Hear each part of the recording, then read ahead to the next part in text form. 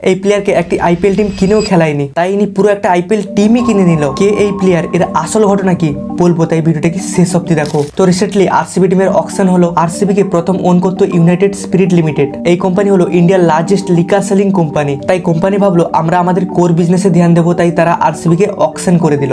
আর বিক্রি হলো $1.78 বিলিয়ন, মানে প্রায় 16,750 কোটি টাকায়। যদি কম্পারিজন করা হয় তাহলে পাকিস্তানের পিএসএল এর সব টিমের কম্বাইন্ড ভ্যালুয়েশন হচ্ছে $315 মিলিয়ন।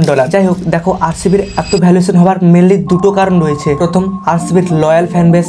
দ্বিতীয়, সেটা সবাই জানে, বিরাট কোহলি। এছাড়া প্রথম থেকে আরসিবিতে স্টার প্লেয়াররা থেকেছেন। এবার আসি আরসিবি কে কিনলো কে। দেখো, চারটি গ্রুপস মিলে আরসিবি কে কিনেছে। তাদের মধ্যে লিড ইনভেস্টর রয়েছে আদিত্য বিড়লা গ্রুপ। বিড়লা গ্রুপের ওনার হলো কুমার মঙ্গলম বিড়লা, তার ছেলে হলো আর্যমান বিড়লা, যিনি এখন আরসিবির চেয়ারপারসন। একটা সময় আর্যমান বিড়লা ক্রিকেটার ছিল। 2018-19-এ রাজস্থান রয়্যাল একে কিনেছিল, কিন্তু 2 বছর বসিয়ে রেখেছিল, কোনো ম্যাচই খেলায়নি। তারপর তিনি খেলা ছেড়ে দেন এবং বিজনেসে জয়েন করেন। আর এখন তিনি আরসিবির ওনার।